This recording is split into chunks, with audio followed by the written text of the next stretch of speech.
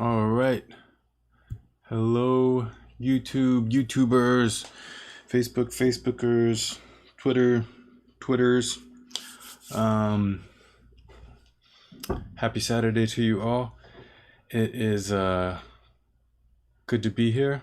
So I hope I can help out with the music making. Let's see here.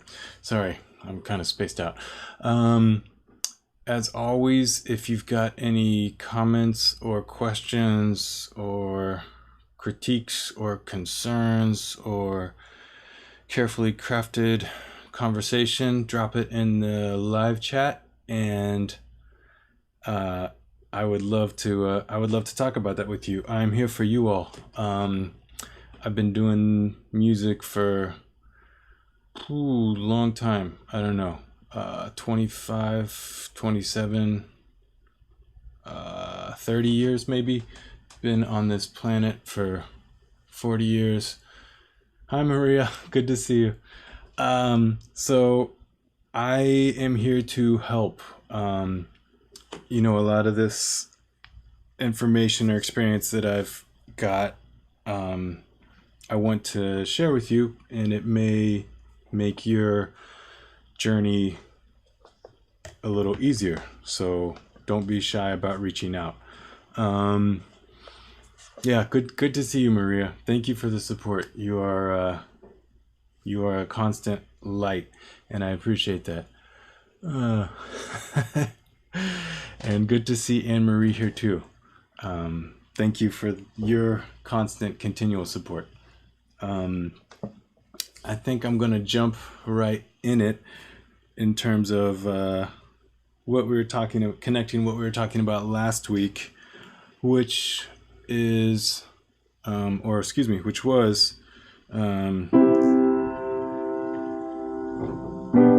we had this little progression going, right? Oh, I remember now, but we were doing it like this, right?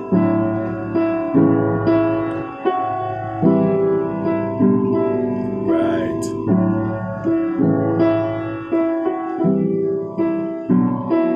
Whoops.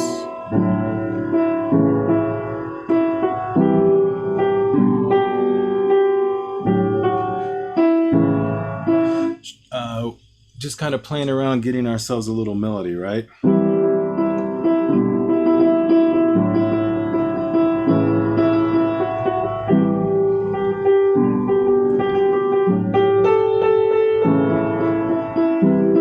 Just going through, figuring out what catches your ear and what you like. So right now I had been playing just triads in the left hand, and triads just means obviously is three and three notes. So I want to kind of open up the left hand a little bit, remove some of those notes so we can kind of think about bass notes.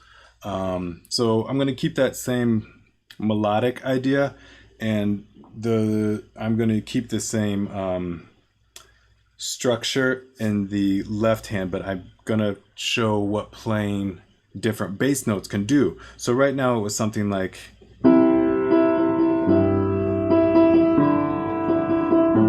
the cycle of fifths in our left hand? So that's what's going on. Sorry to interrupt.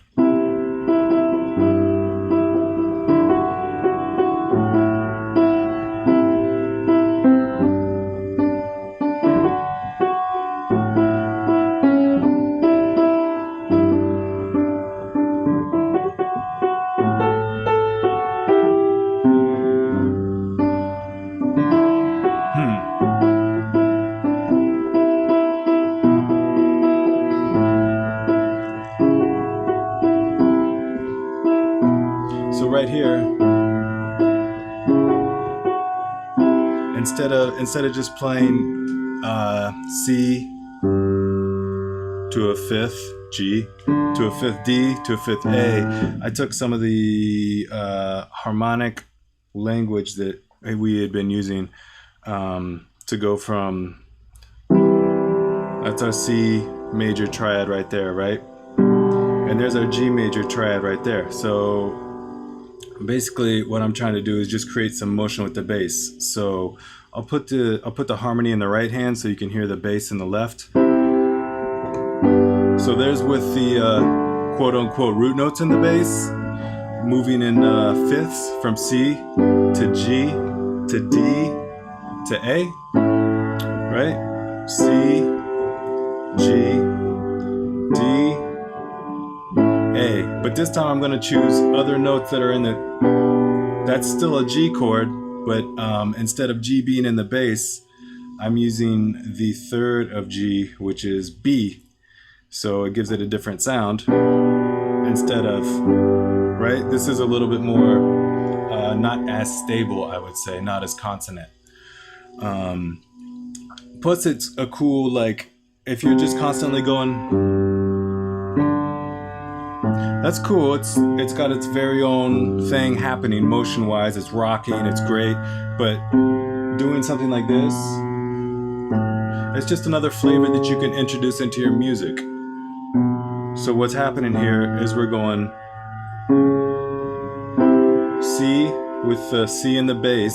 We've got this G chord with the B in the bass. And then we've got our D chord with the A, which is the fifth of D in the bass.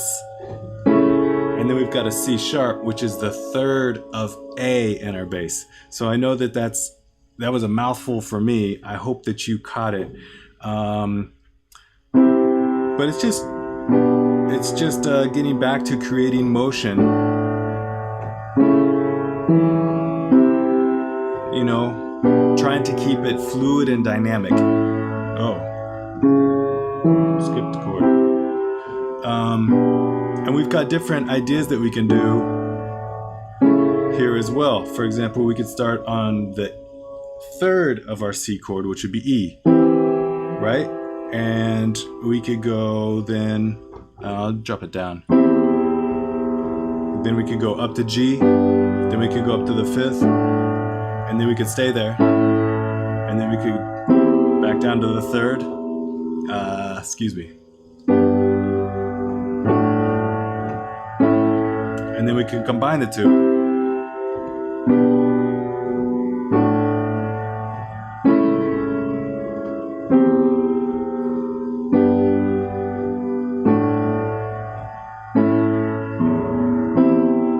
Right?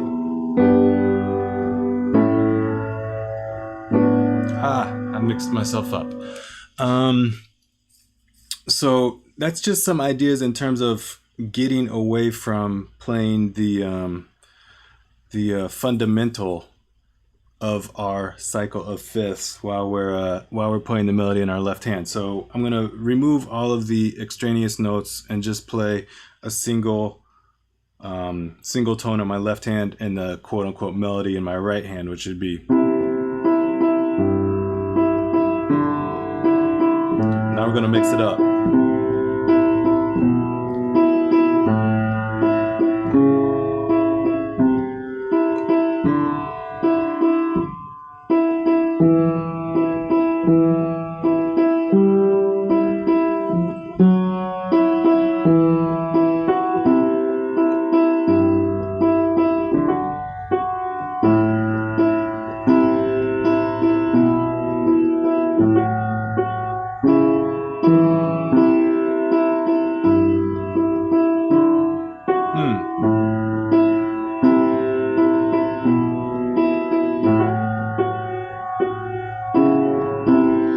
So the idea is to just try to, as much as the melody, as much attention as we put onto it, and as much as it commands our ear, we can put that same amount of attention to our bass, and that will help make the music more dynamic. Another exercise that I was doing, or that I like to do, is that I'm a big fan of what's the transposition? Maybe I'm a big fan of flipping things, right? So like I'm now going to play that what was the higher line. I'm going to play that in the bass, and I'm going to play what was in the bass as the higher line, right? So it's like, ooh, sorry about that.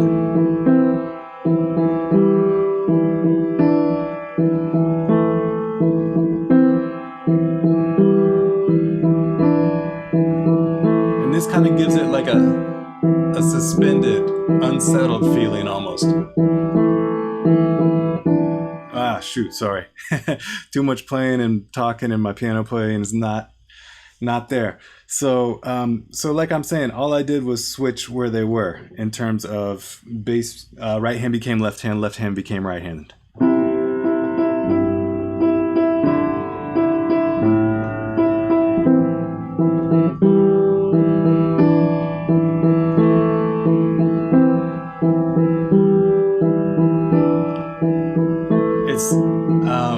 It's adding tension. It's a great way to build up tension and to make the music move, which is what it's all about. What's the quote? It's like painting or visual art is when we decorate space, and music is when we decorate time. So it's all about decorating time. And to do that, we need to give the impression that we're moving, because time moves, right? So let's see, back to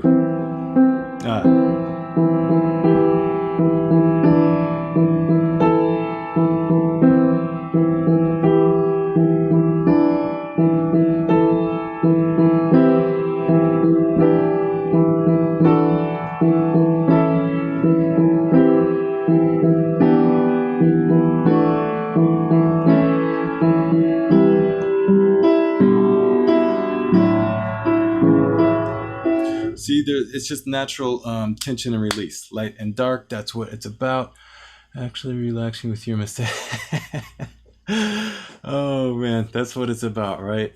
Is turning the mistakes into right, turning the wrong notes into right. Let's see here. Yeah, just the same way that we play around to find our melody.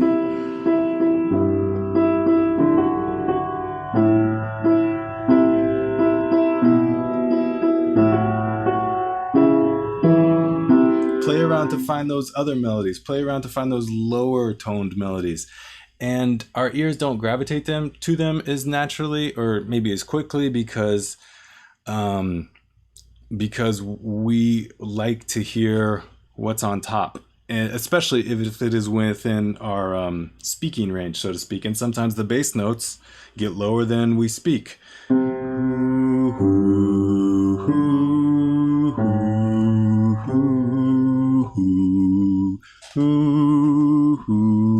Right? So if you are not comfortable entirely with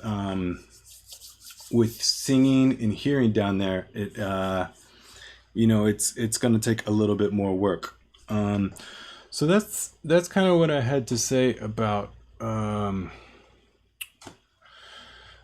bass tones. I guess for a little bit, we could talk about the arranging aspect of it, right? So let's say I kind of like this walk down. So let's say we're going with,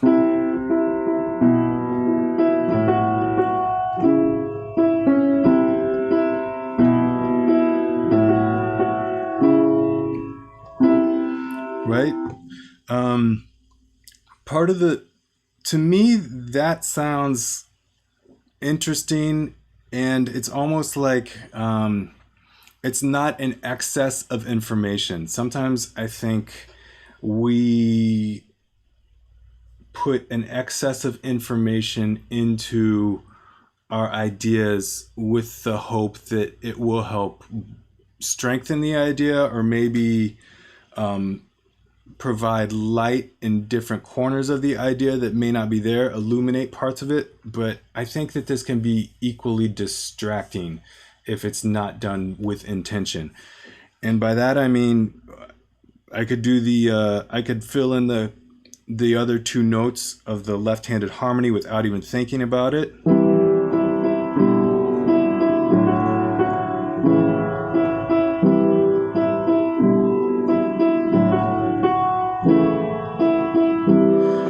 and that's great. But there's something to be said for just having.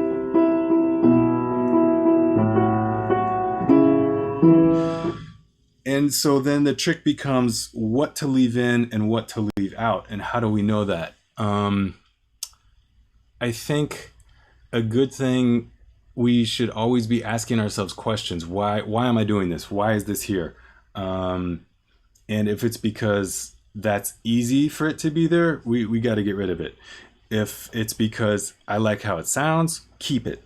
But if we're doing it out of ease or out of laziness, really, really check yourself, and make sure that you want it there. So I'll try with my skills here to add maybe another voice.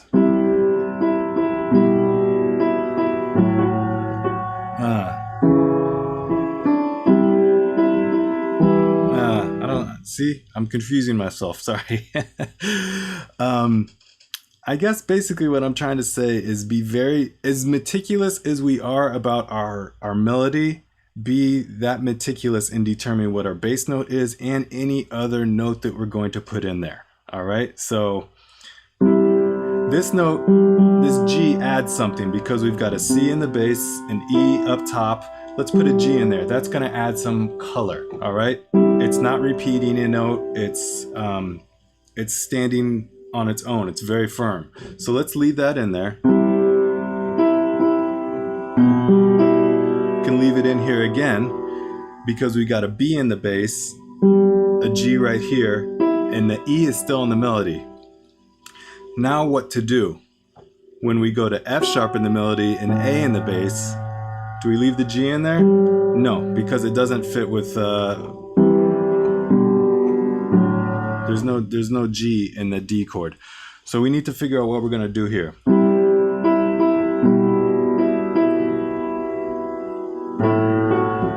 We could move it up to double the octave of the A. So we've got A, and F sharp. I'm not convinced that makes it sound better. It can occupy a finger, it can give your finger something to do, but it doesn't, to me, strengthen what we already have. So let's try it again.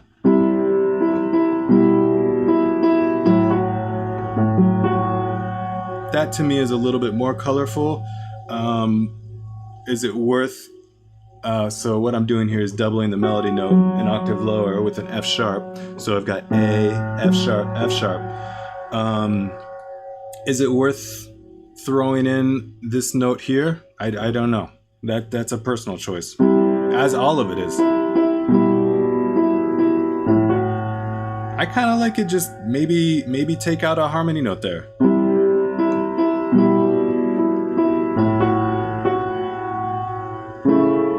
And then come back in with the A. So you got C sharp, A, E. It makes that next note pop a little bit more, and it makes it stand out. And it's in the terms of dynamicism. What's that word? Dynamism? I don't know. In terms of moving the music forward, that happens on big scale and it happens on little scale. That's another thing that I'm a big fan of. Microcosm, macrocosm. They reflect each other. So it may not seem like a big thing to just drop out.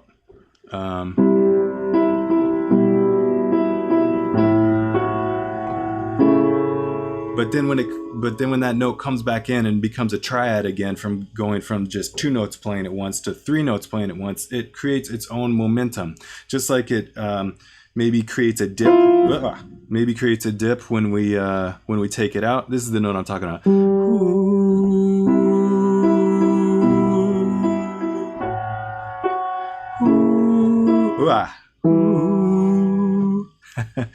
Sorry, I'm getting a little bit ahead of myself is what's happening.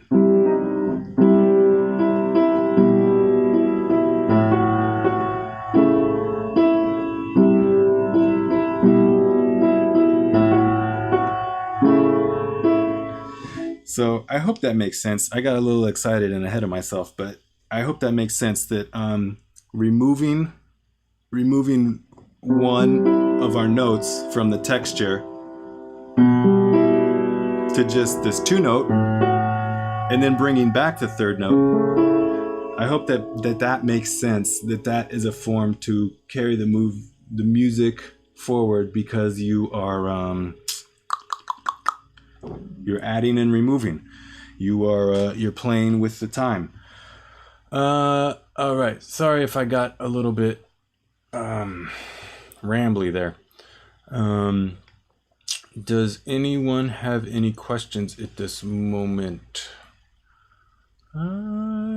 Yes, micro macro, very important, very important. Because that's how the universe functions, or seems to function. So I'm a big fan of reflecting the universe, and we're going to do it automatically, whether we want to or not, because we are part of it. So we might as well do it intentionally and draw on the power of the universe. Whew. I hope that wasn't too tangential. Let's see here. I guess I'm gonna leave it at that. I do want to. I've got a couple of announcements. The first one is that today, August 29th, I pretty much ascribe it to my New York date move in. So I've been in this city for 18 years now. I can officially vote, and yeah, woohoo. But I like this date because it's also the birthday of Charlie Parker and Michael Jackson, and I've got friends born on this birthday. Solomon Dorsey, a fantastic musician in Los Angeles. My friend Erin Keller, another fantastic musician. She's in Kansas City. Osei Assed is a fantastic musician. He's in New York as well. He's a film composer. But August 29th to me is a nice date to check in with myself and kind of see what's going on, and what I like, what I don't like, what I need to adjust, what I don't need to adjust. It's kind of like a second birthday from a different angle, right? I've been in this city for 18 years. How has my life changed? How has this city affected my life? That sort of thing. Let's see here. Anything else? Oh, and on the topic of Charlie Parker, fantastic musician. Fantastic. You probably can't say enough positive about Charlie Parker's musicianship. He spent so much time learning about the music, and he took it to a place that did not exist before he was there. And I was reading a couple interviews, and there's a piano player, Ethan Iverson, who was talking with another saxophone player, Steve Coleman, and I think Charles McPherson, I don't remember. But one thing that I think Steve Coleman was saying is we've really started to get away from the 3 against 2. And we're starting to make it all 2, which gives it it gives it a very straight, it gives the music a very straight feeling.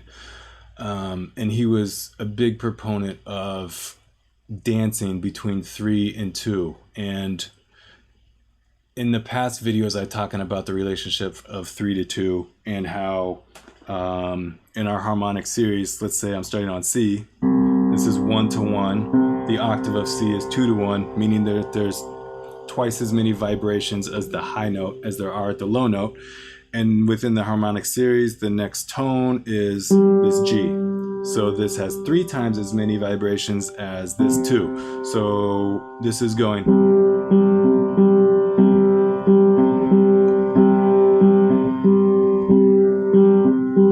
Right? I was talking about that and I think probably the first video, the not difficult, not difficult. So like being able to interweave in and out of those two pulses comfortably is just another way to further the elasticity and the time feel of the music.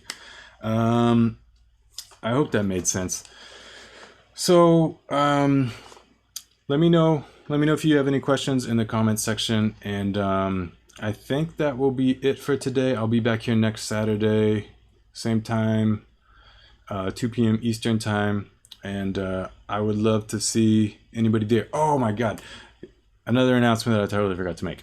So like I said at the beginning of this video, I'm doing this for anyone who has questions about music, because I've had a lot of questions about music and I did some research on it. And so here I am. If you're interested in private lessons, I would love to help you out. Just reach out to me. You can send me a message on YouTube, and then maybe I'll direct, or better yet, go to my website. It's just myname.com, nathangoheen.com. You can contact me through there, and I will reply to you. We can talk about what you are wanting to learn, what you want to learn. How can I help you out? And, just, I don't know, 15-minute conversation about what you're interested in, and then we can go from there. I offer a complete refund, money back guarantee on the lessons. So if you're not happy with what you get, I will give you your money back, no problem. But one thing I do think would be very cool is if some producer, singer, songwriter, what have you, if you feel like you've got something and you want to turn it into a piece of music, a song or a beat or what have you, reach out and we can work on it together. All right. That's part of it too. Lessons isn't just how do you play a C major scale on a viola. It's teaching, it's learning. So I've definitely done, some recording and mixing and producing. So reach out to me there, and part of our lessons will be me giving you, or rather, us completing a piece of music together. I hope that made sense. Anyways, reach out. We'll talk about what you want to do. No commitment whatsoever, money back guarantee. And yeah, if you have any questions, let me know. I hope you all have a great rest of your day, and I will see you next Saturday at 2 p.m. Thank you.